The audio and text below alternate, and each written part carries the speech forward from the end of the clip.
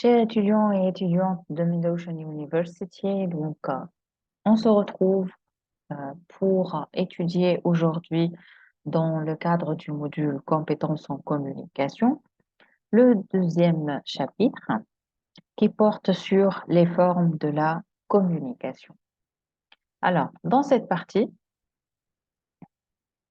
nous allons étudier ensemble les types de communication, les formes de communication selon Mehrabian, communication verbale, paraverbale et non verbale. Et nous allons aussi voir ensemble qu'est-ce que c'est que la congruence et l'incongruence en communication. Alors, concernant les types de communication, on a vu et étudié ensemble pendant le premier chapitre la communication interpersonnelle. Ça veut dire qui met en relation deux individus. Deuxième type de communication, on trouve la communication de groupe qui met en relation plusieurs individus. Ça, c'est un peu ciblé, comme par exemple l'enseignant lorsqu'il est en train de communiquer pour une salle de classe, donc des étudiants. Et on trouve aussi la communication de masse. Donc, c'est l'ensemble de techniques qui permettent à un acteur de s'adresser à un public donc, qui est nombreux, comme les mass médias, les télés, etc. Alors, ensuite, lorsqu'on parle des formes de communication maintenant, on sait tous que dans chaque situation de communication, on a dit que le message est important, le contexte aussi, et la relation, elle est importante. Mais à chaque communication que nous faisons donc dans nos jours, et on est en train réellement de s'exprimer de trois façons, d'accord, pour parvenir à passer un message bien déterminé. La première type de communication, c'est la communication verbale. Donc ici, on utilise les mots, le sens aussi des mots. euh, et ceci donc, est noté par un pourcentage de 7%. Ensuite, on a la communication qui est donc paraverbale. On parle ici de l'intonation, les rythmes, le volume aussi, donc avec lequel vous êtes en train de vous exprimer. Et on trouve donc le pourcentage le plus important, c'est celui donc de la communication non verbale, à savoir la posture, les gestes, la respiration, les mimiques, le contact aussi visuel. D'accord? Alors, nous allons étudier ensemble une à une. Donc, lorsqu'on parle de la communication verbale, la communication verbale. La majorité de nos échanges, que ce soit dans la vie personnelle ou professionnelle, se font de façon orale. Ce que l'on dit, il est important. Donc, votre message, c'est 7% donc, de communication verbale, donc, est importante en termes, si on essaye ici de comprendre plus et de relier ça au processus de communication que nous avons étudié ensemble, c'est que dans cette communication verbale, je suis en train d'utiliser des mots, d'accord, un vocabulaire, un lexique, un registre, donc euh, de, de, de, de mots et de vocabes, donc qui est ici euh, attaché à chaque personne d'entre nous, d'accord? On n'a pas forcément, on n'utilise pas forcément le même langage lorsque nous sommes en train d'échanger avec les autres. Donc ici, ce que l'on dit est important. Comment on le dit compte autant, particulièrement à l'oral. Donc, la façon avec laquelle vous allez dire ce message, elle est importante. D'accord? La syntaxe de l'oral, elle est moins figée que celle de l'écrit. Quand on parle de communication verbale, on peut oralement ou on peut donc écrire un message. D'accord? Donc, lorsqu'on va le dire oralement, on peut corriger, on peut rattraper, d'accord? On peut éclaircir. Nous pouvons varier les mots, les vocabulaires utilisés, d'accord? Nous pouvons corriger.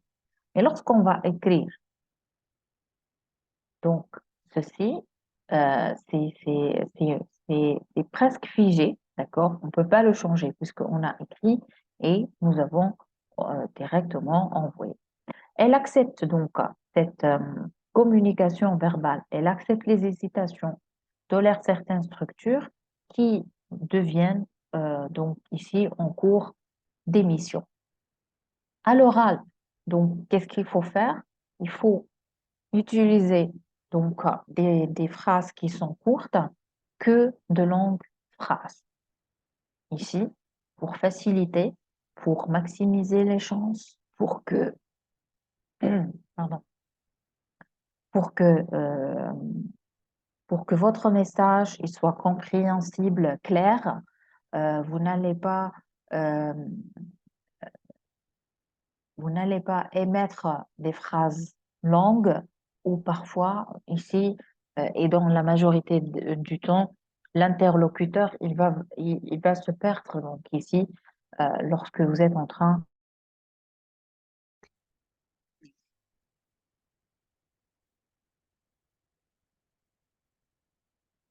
Alors, cette communication verbale, alors lorsqu'on parle de l'oral, on parle d'émission, on parle de réception de messages dans les réunions, on parle des appels téléphoniques et des entretiens. Et ici, je dois vous noter que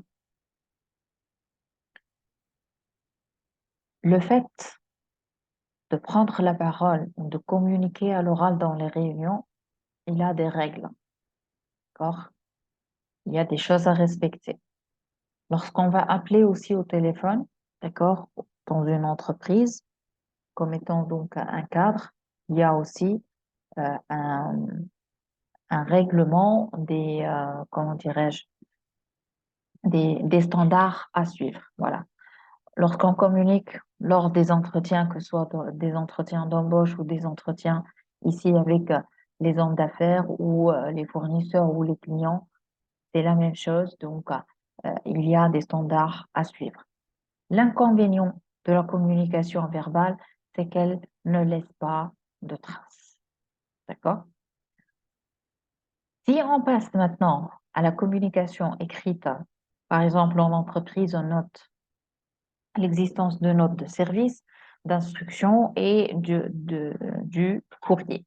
L'avantage, ça laisse une trace donc, constituant une preuve juridique. Pourquoi ici on parle de le fait de laisser une trace ou non?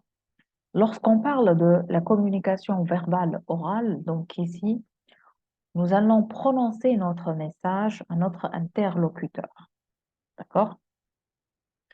Ici, qui vous dit que votre interlocuteur, il va se rappeler à 100% de tout le détail que vous avez énoncé dans votre message? Est-ce il va se rappeler, par exemple, de la date d'échéance exactement? Est-ce qu'il va se rappeler donc euh, de, de la mise à jour que vous avez apportée, par exemple, au processus de fabrication? Est-ce que, par exemple, euh, il va se rappeler du dosage, par exemple, d'un produit chimique que donc, vous venez d'introduire dans la composition de votre produit? Et ça, c'est une chose, le fait que votre interlocuteur il va se rappeler. Et en cas d'absence de cet interlocuteur, et si il va être remplacé par un autre employé, donc ici, il faut envisager de laisser une trace écrite parce qu'ici, on parle d'une entreprise, on parle d'un produit. Ce produit va être vendu sur le marché. Donc, il y a plusieurs circonstances qui peuvent. Donc, ici, euh, euh, il y a donc des conséquences qui vont s'engendrer, d'accord, suite à l'absence de cette communication orale non écrite, d'accord? Alors ici, il faut doser. Si mon message, donc, il n'est pas trop important, donc je peux le communiquer verbalement, d'accord? Tout dépend de la situation, tout dépend de l'interlocuteur, d'accord? Et ici, l'avantage de la communication verbale écrite, c'est qu'elle laisse une trace en cas d'absence. Donc, la personne qui va remplacer, elle va trouver la trace, elle va la lire, elle va la prendre en considération et ça constitue une preuve juridique. Donc, ici, la communication verbale, un message verbal doit être un message qui est clair, concis et compréhensible. Ici, lorsque je vais utiliser des mots, je dois prendre en considération le registre de la personne qui va écouter ce message. Est-ce que je suis en train de formuler mon message avec des mots qui sont compréhensibles par mon interlocuteur, oui ou non? La dernière fois, j'ai j'ai utilisé donc ici l'exemple d'un ingénieur qui est en train de parler à un simple ouvrier. Est-ce que cet ingénieur, il va utiliser des mots qui sont compliqués pour transmettre un message bien déterminé à cet ouvrier? Ou est-ce que cet ingénieur, il aura cette intelligence et cette veille et cette conscience pour adapter son message, d'accord, à cet ouvrier, d'accord? Ici, mon objectif de toute une situation de communication, c'est de savoir transmettre l'information, la faire comprendre au maximum, apporter des clarifications et soigner le contexte et la relation avec mon interlocuteur. Donc ici, pour une communication verbale efficace, optez pour les messages explicites et éviter les messages implicites. Donc, comme on a dit, utilisez des mots qui sont simples, qui sont compréhensibles, qui sont en adéquation avec comment dirais-je, avec votre récepteur pour maximiser les chances qu'ils comprennent votre message. À côté de la communication verbale, maintenant, on trouve la communication paraverbale, ce que nous ignorons, donc son existence, et nous ne faisons pas attention. Et lorsqu'on dit on ne fait pas attention, ça veut dire qu'on n'est pas en train de soigner cette communication paraverbale.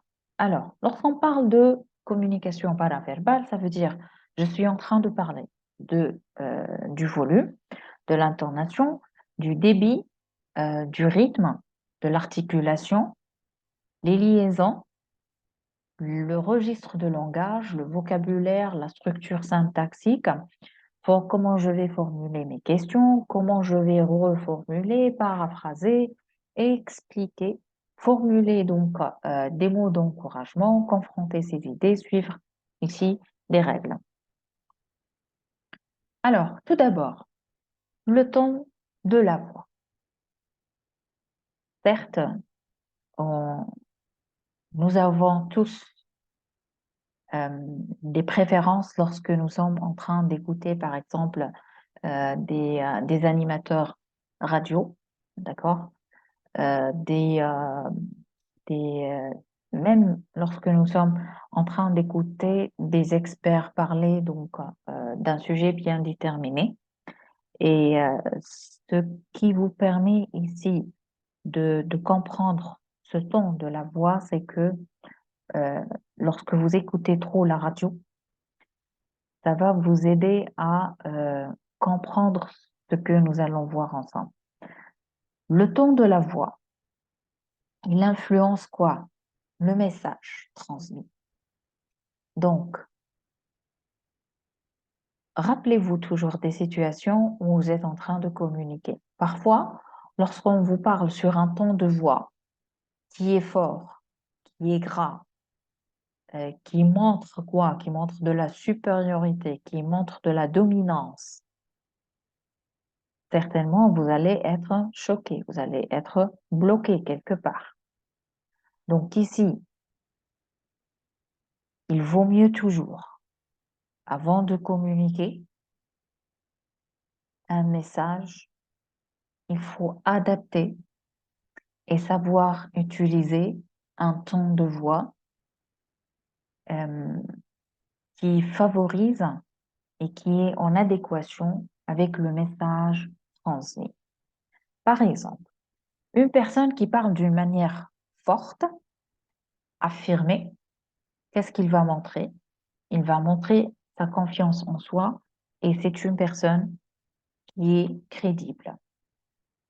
Donc, une chose qui est importante, c'est que même le ton de votre voix, même donc à travers le ton de votre voix, on va pouvoir euh, vous donner comment dirais-je, des traits, d'accord, ou des qualités, d'accord, en tant que personne. Donc ici, on pourra, et certaines personnes jugent les autres selon leur ton de la voix. Une personne, par exemple, timide, elle a une voix moins imposante et plus effacée. Ce qui ici, il va donner une image, c'est que cette personne, elle manque de confiance en soi et elle est indécise. D'accord? Et une personne qui a un ton qui est intense, c'est une personne qui est écrasante, supérieure aux autres. C'est une personne qui montre aussi qu'elle est en colère et où elle est en désaccord. Ici, euh, il y a une chose qui vous frappe, c'est que même lorsque on est dans un environnement un peu public, lorsqu'on écoute sans voir la personne, d'accord? Lorsqu'on écoute parler une personne, d'accord? Euh, avec son ton de la voix, on peut donc savoir dans quelle situation il est et qu'est-ce qu'il est, comment dirais-je, quelle est sa situation maintenant? Est-ce qu'il est fâché? Est-ce qu'il est en colère? Est-ce qu'il est est-ce qu'elle est contente?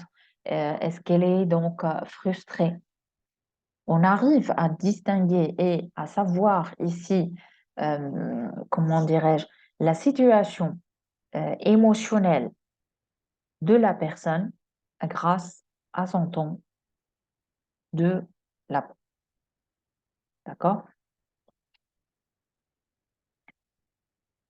Autre chose dans la communication paraverbale, c'est le débit.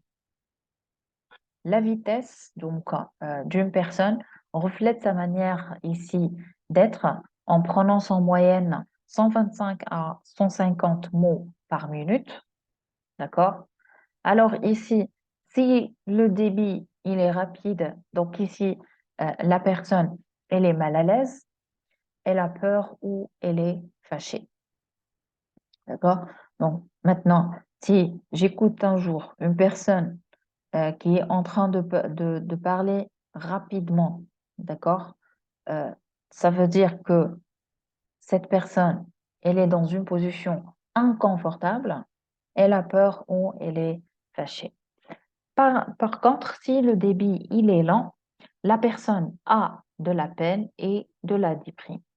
Il y a, et on, on pourra se rappeler au fur et à mesure que nous sommes en train d'étudier donc ces détails qui sont importants, d'accord?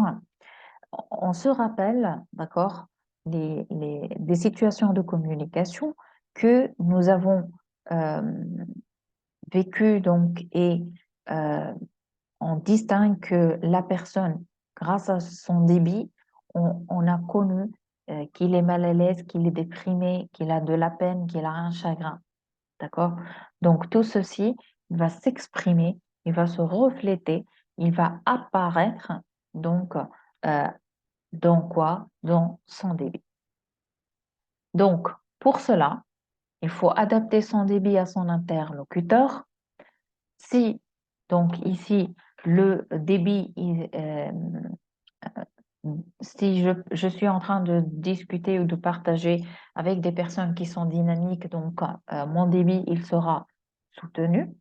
Si par exemple, je suis en train de parler avec des personnes qui sont réfléchies, donc ici, mon débit, il sera modéré. Et rappelez-vous, donc, dans le chapitre précédent, lorsque nous avons étudié ensemble les les différentes personnalités en communication, d'accord, nous avons dit que l'interlocuteur, il doit s'adapter au débit de quoi?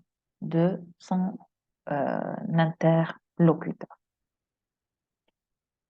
Une chose que parfois on ne comprend pas son utilité, d'accord? C'est que les silences aussi, ils peuvent donner un message.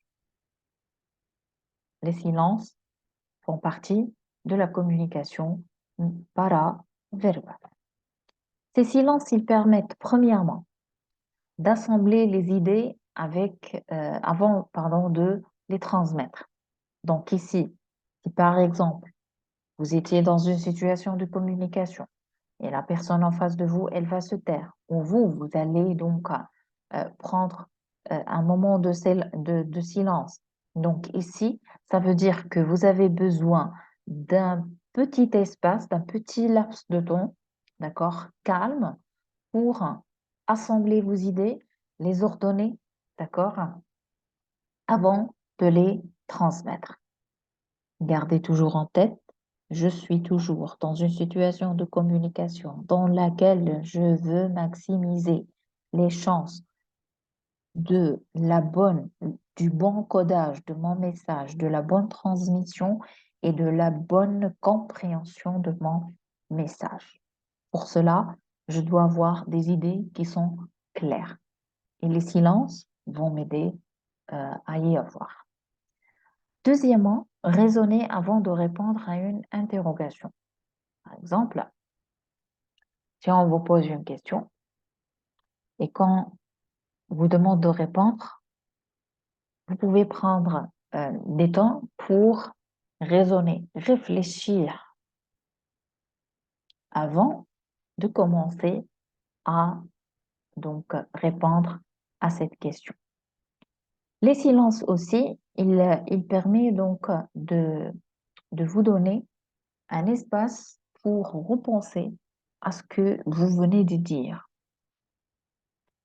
Parce que logiquement, si on veut que notre communication, elle continue, ça doit avoir un enchaînement. C'est ça.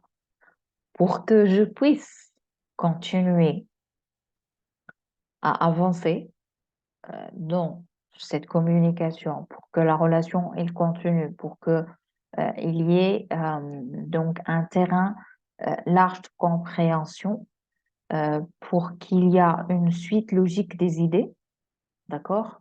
Qu'est-ce que je dois faire? Qu'est-ce que j'ai dit auparavant? Je rassemble tout ce que je viens de dire. Ensuite, qu'est-ce que je vais faire?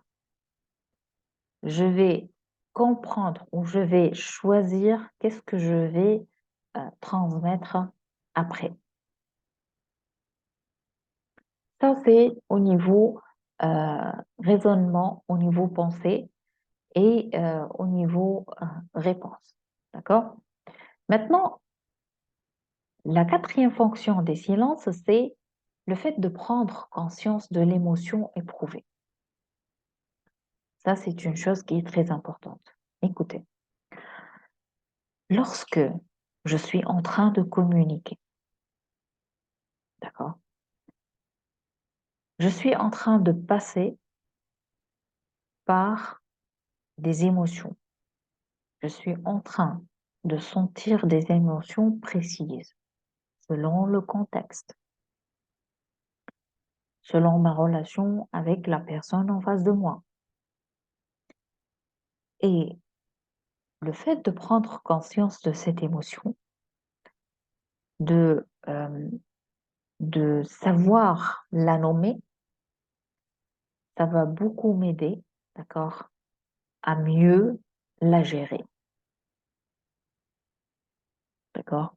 Donc ici, les silences, c'est une communication paraverbale euh, qui est la même partout dans le monde, d'accord?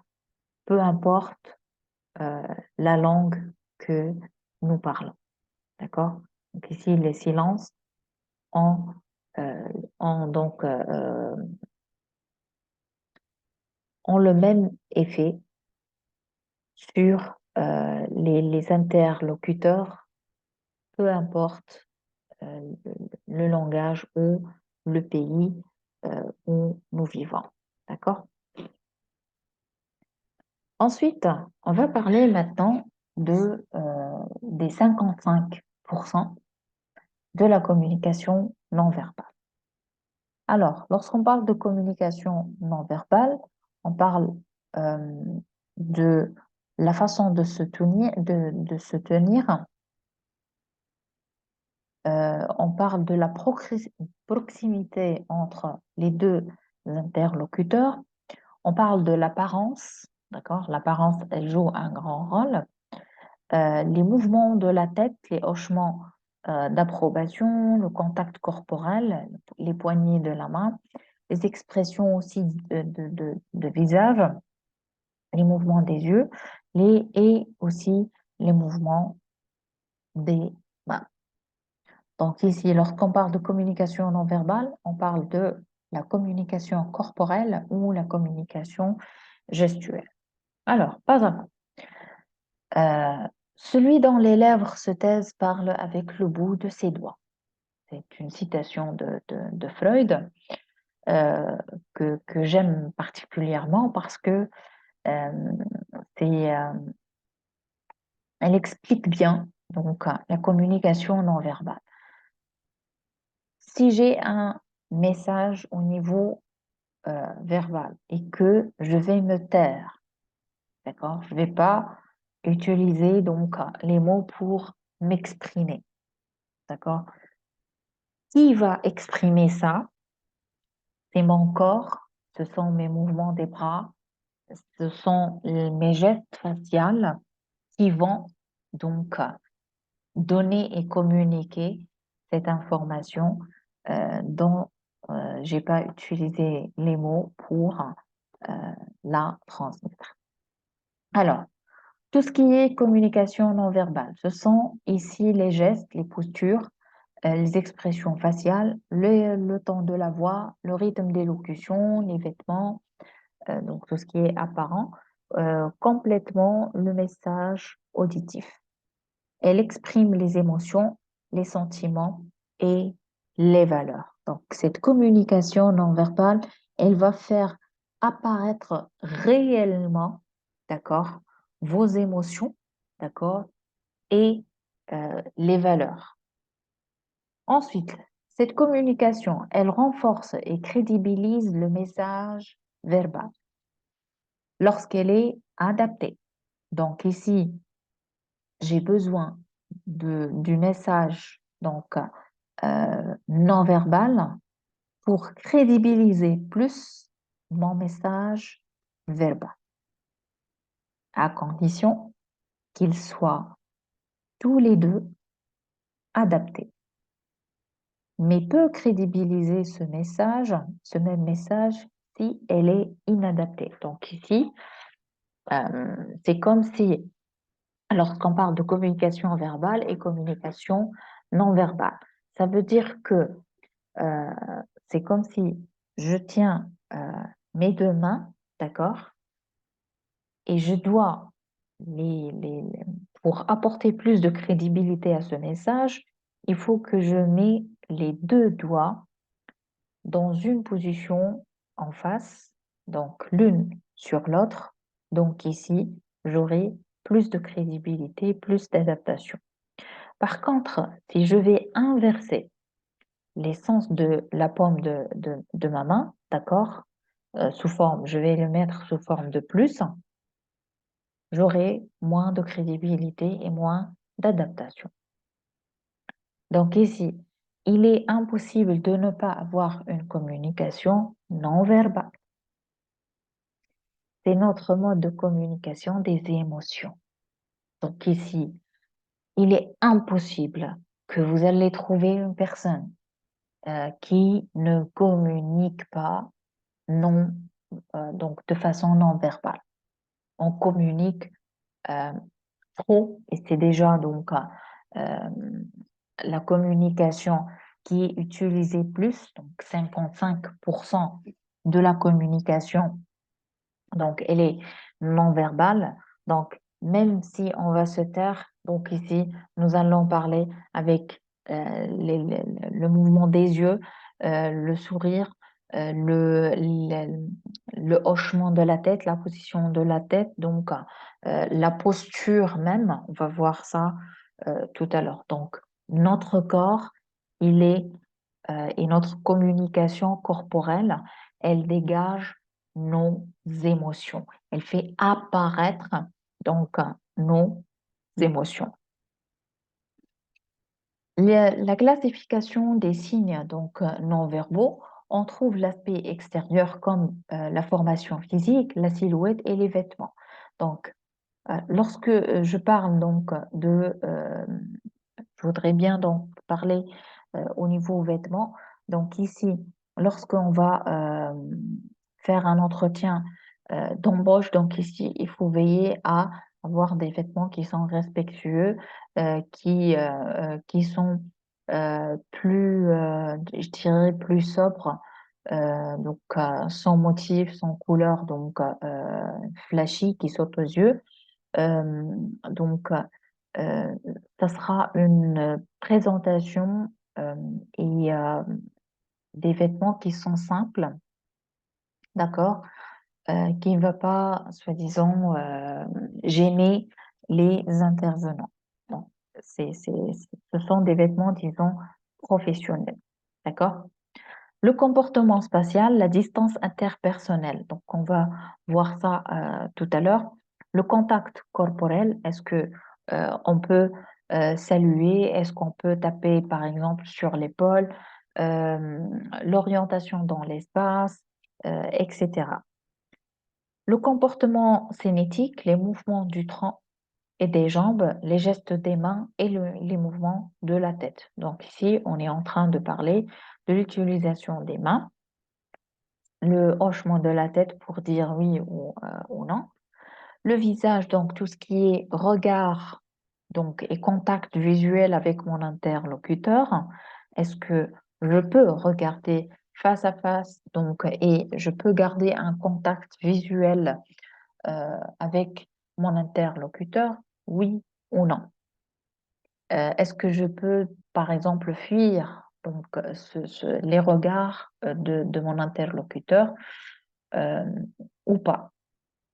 L'expression aussi du visage. Donc, il y a certaines personnes qui s'expriment trop avec les expressions de visage, le sourire, l'élévation des joues, des sourcils, etc.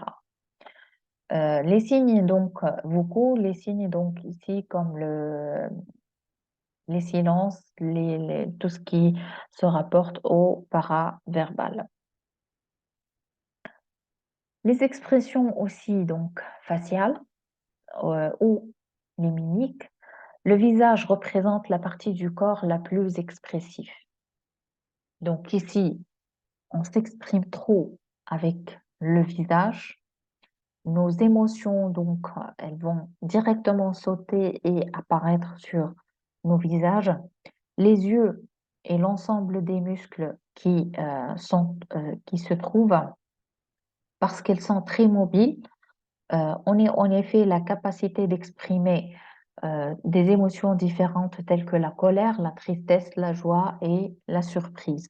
Par exemple, sans même parler, lorsque vous allez rencontrer, par exemple, un ami ou un proche ou un membre de votre famille ou un collègue sur les lieux de travail, lorsque directement vous allez regarder dans son visage, vous allez lui poser la question. Est-ce que vous avez un problème? Est-ce qu'il y a quelque chose? Est-ce que vous avez donc une bonne nouvelle? Est-ce que vous avez entendu une bonne nouvelle? Etc. Donc, même si il ne prononce donc aucun mot, donc vous allez pouvoir détecter donc ces émotions à travers donc son visage. Ces émotions sont universellement reconnues, quelle que soit la langue de la personne. Donc, lorsqu'on parle des émotions, on parle de la joie, de la colère, de la peur, on parle euh, de, de la frustration, on parle donc, il y a énormément d'émotions et de plus en plus, donc, quand on prend soin de les connaître, de savoir les détecter, plus on pourra soigner, donc, ici, notre communication. Lorsqu'on parle ici du contact visuel, les yeux attirent les yeux. Les yeux, elles jouent un rôle important dans la communication. Alors, trois situations particulières. La première situation, lorsque je vais regarder droit dans les yeux sans exagération, ça veut dire sans le fait de fixer donc mon interlocuteur. Ceci témoigne quoi? Ceci témoigne de l'intérêt. Ceci montre aussi l'honnêteté et aussi ça donne une image que vous êtes une personne réceptive et ouverte. ouverte. La deuxième situation, c'est que vous allez maintenir un regard qui est perçant. Et ce genre de regard, il met votre interlocuteur mal à l'aise. D'accord? Donc, c'est un regard, c'est le fait de fixer votre interlocuteur. C'est comme si vous êtes en train de tenir une flèche et euh, vous voulez donc la maintenir et donc arriver à cibler le centre, donc le centre de ce cercle. Donc ça peut angoisser et ça met donc ici mon interlocuteur mal à l'aise. Troisième situation, c'est le fait d'avoir un regard fuyant. Ceci montre l'inconfort, l'ennui, la honte et la peur. Donc ici, les deux interlocuteurs ou l'un d'eux, il va faire fuir donc ici son regard, d'accord? Et ça aussi, ça peut donner plusieurs et ça peut être expliqué de plusieurs façons.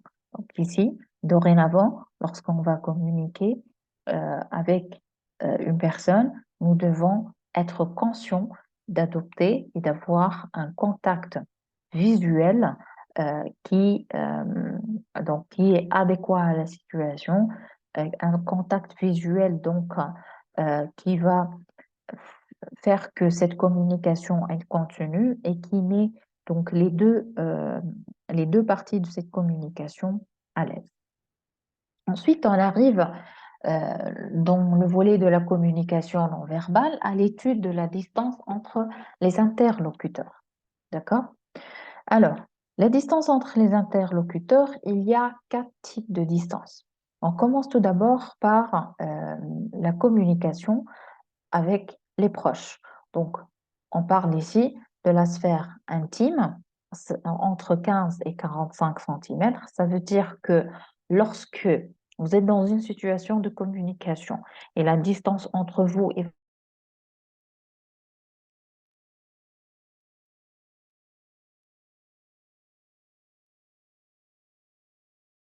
donc de ceci, on comprend que la personne, c'est une personne qui est proche de vous d'accord?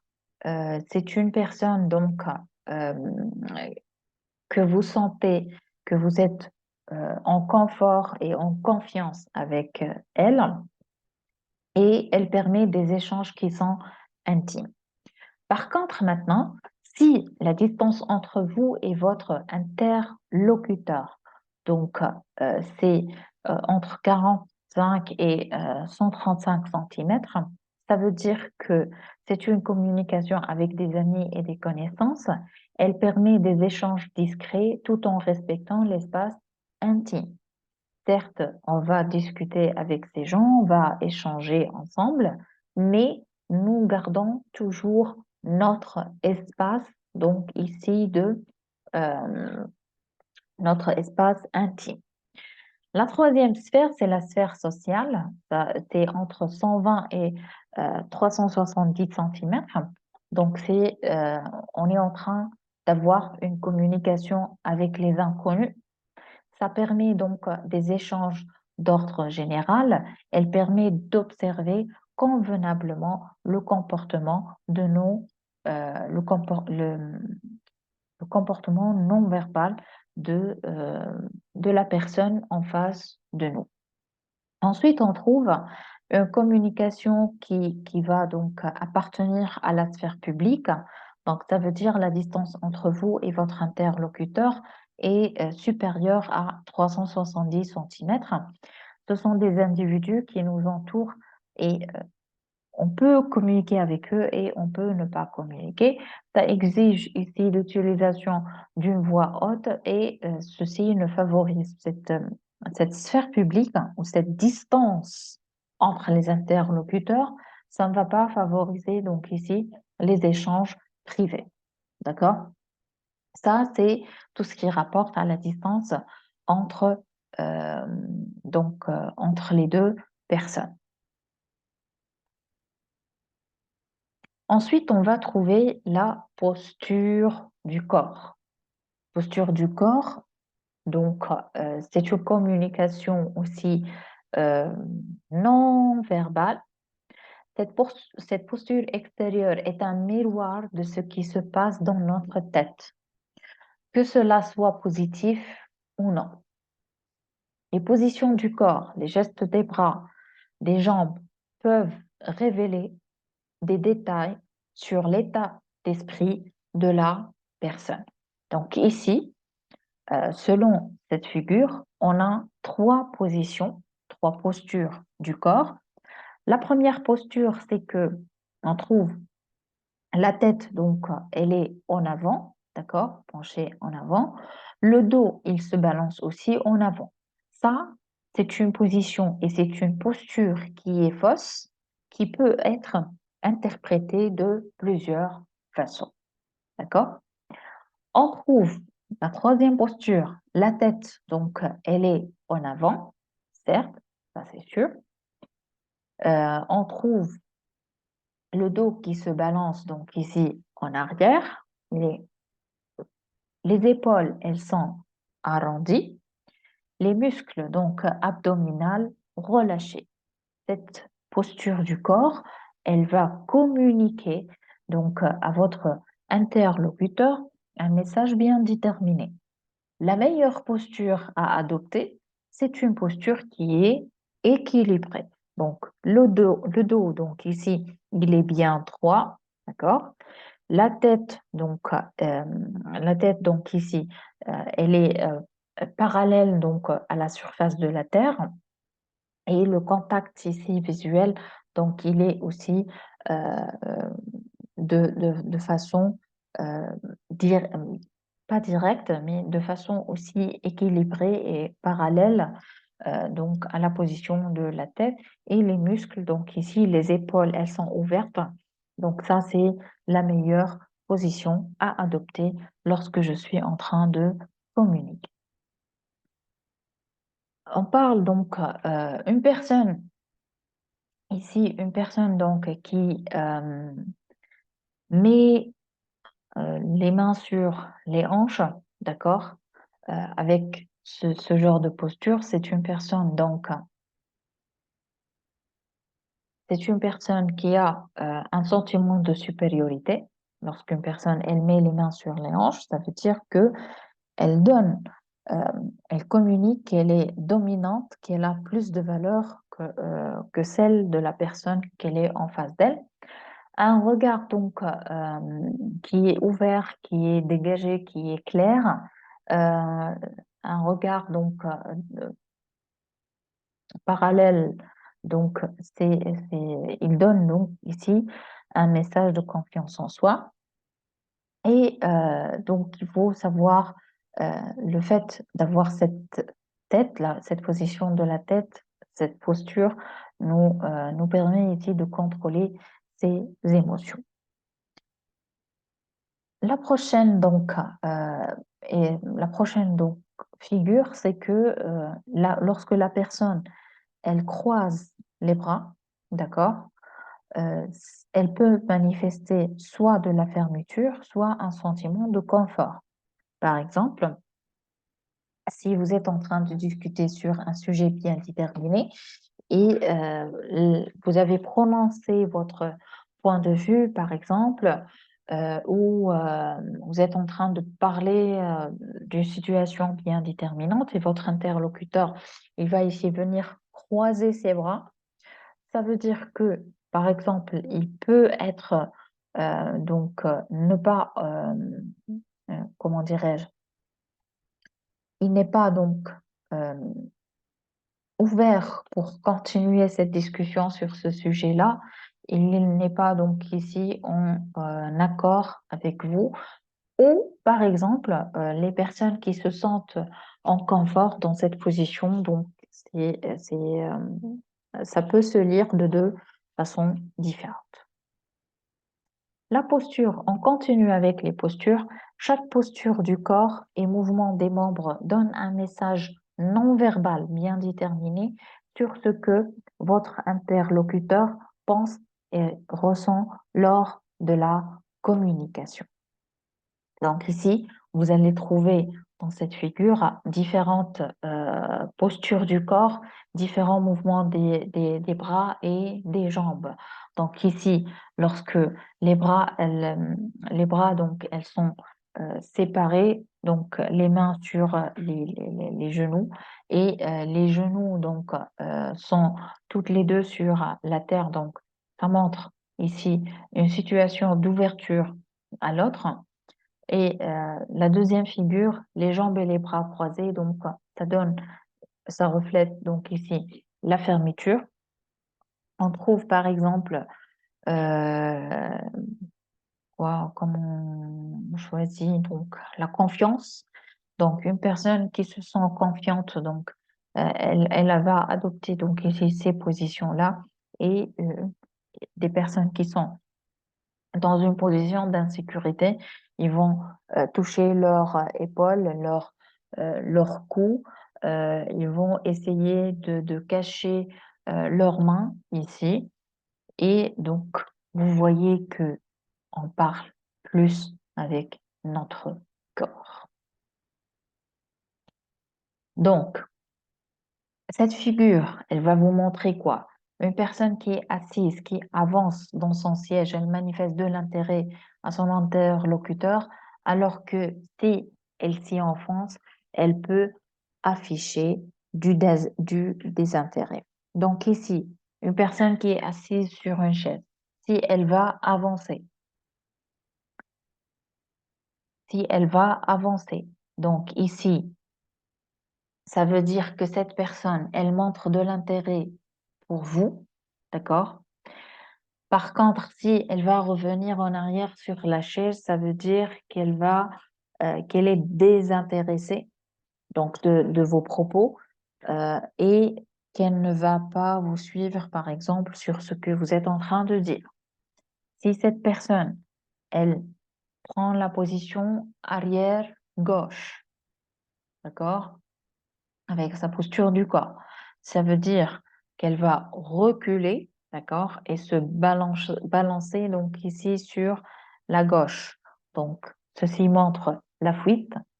Si la personne en face de vous, elle va prendre la position d'arrière, d'accord, et arrière droite, ça veut dire qu'elle est une personne, que cette personne, elle est en train d'analyser.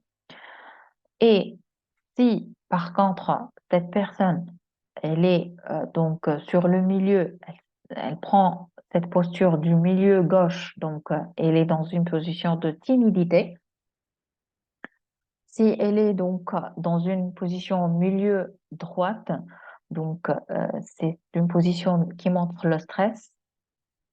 Et donc la position et la posture du corps avant gauche donc montre l'hésitation et avant droite, ça veut dire qu'elle montre l'attaque. D'accord? Si une personne donc se mange les ongles, ceci reflète une image d'anxiété et de manque de concentration. D'accord? On trouve et on est toujours en face de quelques cas lorsque nous sommes en train de communiquer. Alors, pour essayer de résumer la communication non verbale, donc, elle est véhiculée par notre corps à travers les expressions du visage. Le sourire, donc, on parle d'un sourire lorsqu'il est un sourire qui est équilibré. Donc, un sourire équilibré, ça veut dire comme la droite, la gauche, d'accord? Euh, Ça signifie que vous êtes content, que vous êtes ravi, etc. Et si donc le sourire il est déséquilibré, ça veut dire qu'il y a que ce sourire il cache une autre émotion. Les regards, donc ici, on a vu ensemble, les mimiques aussi, et peuvent constituer aussi un feedback.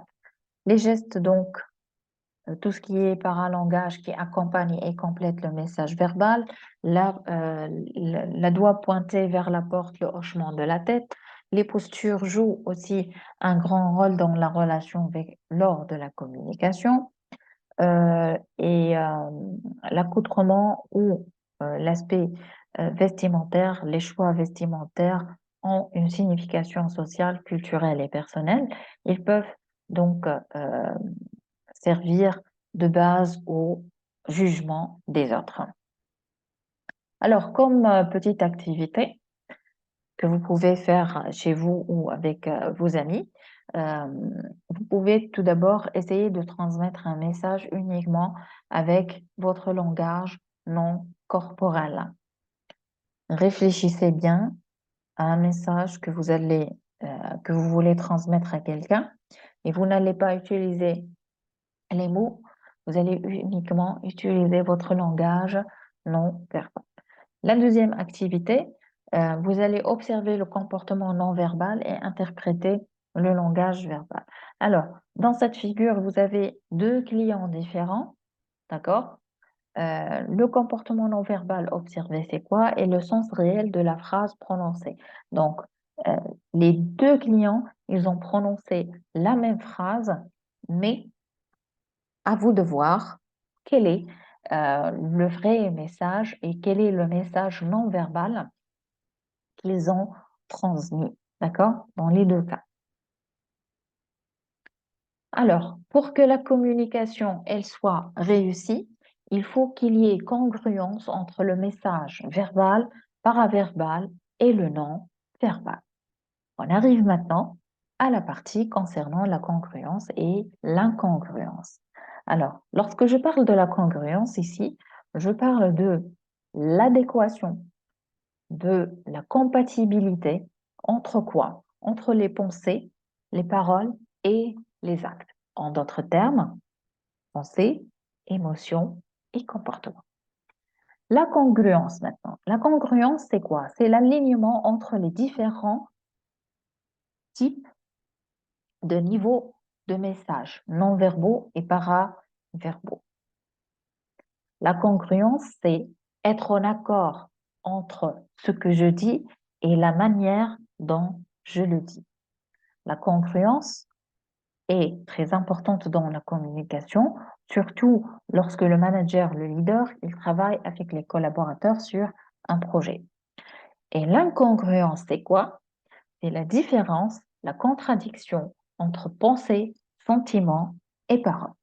Donc ici, regardez bien l'image donc dans le diapo et regardez le message verbal et par contre la contradiction avec le message non verbal, le message non verbal émis par la personne. Les signes, donc, les signaux, pardon, d'incongruence sont, par exemple, la position asymétrique du corps, les gestes de mise à distance. Par exemple, on était dans une distance qui est proche et parfois on sent que notre interlocuteur ou nous-mêmes, nous allons nous éloigner et prendre distance de notre interlocuteur. Le ton de la voix qui est instable, les hésitations dans les rythmes de la voix, les changements de volume dans les paroles, le fait de dire oui oralement et hocher la tête, donc d'un signe non. Donc ici, il y a un conflit intérieur.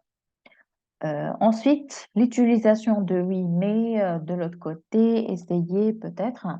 Et ici, qu'est-ce que vous devez faire? Vous devez entraîner quoi? Votre sens de l'observation et de l'écoute. Et comme astuce, donc, vous pouvez travailler votre communication grâce au feedback vidéo. C'est un excellent moyen de mettre en harmonie votre langage verbal et votre langage corporel. Alors, si on résume un peu la congruence et l'incongruence, cette congruence, et je vous demande donc ici de faire très attention à ce que cette congruence, elle va me permettre d'avoir quoi? Une communication qui est transparente et efficace, d'accord? Cette communication transparente et efficace, elle va donner une image d'un interlocuteur qui est lisible, qui inspire confiance, qui suscite l'intérêt des autres. Et cette image va aussi nous amener à être un interlocuteur charismatique et leader. Voyez ici l'importance de la congruence entre pensée, émotion et donc comportement. Donc, on a commencé de la congruence et nous sommes arrivés à un interlocuteur qui est charismatique et leader. Donc, on connaît une personne qui est en harmonie si on montre cette harmonie grâce à quoi? Grâce à cette congruence, grâce donc à cette cohérence entre quoi? Entre son fond, sa forme et ses croyances. Avant de terminer donc l'étude de cette partie, donc je vais vous demander d'essayer de répondre à ces questions. Donc, vous allez pouvoir répondre à la première question. Quelle forme de communication vous utilisez plus? Maîtrisez-vous la communication ou votre communication non verbale? Avez-vous la capacité de détecter l'incongruence chez votre interlocuteur? Sur ces questions, donc, je vais donc je vais essayer tout d'abord de résumer ce que nous avons vu dans cette partie. Nous avons vu ici les différentes formes de communication, à savoir la communication verbale, paraverbale et non verbale. Les trois formes de communication, elles existent dans chaque situation de communication, donc de la part et d'autre euh, des interlocuteurs. Il faut prendre en considération et savoir que les émotions, elles sont communiquées donc avec le non verbal, avec notre corps. La communication non verbale, elle a plus de poids que notre communication verbale et ceci va nous amener à justifier que notre interlocuteur il est dans une situation de congruence ou d'incongruence. Et ceci, ça va refléter sur son image. Est-ce que c'est une personne transparente, charismatique, leader, crédible? D'accord? Donc ici, veuillez à soigner votre communication pour atteindre l'objectif fixé de votre communication et, comment dirais-je, garder une bonne relation avec votre interlocuteur. Sur ceci, donc, je vous retrouve, Inch'Allah, dans la séance de panel de discussion. Jusque-là, portez-vous bien. Merci à vous.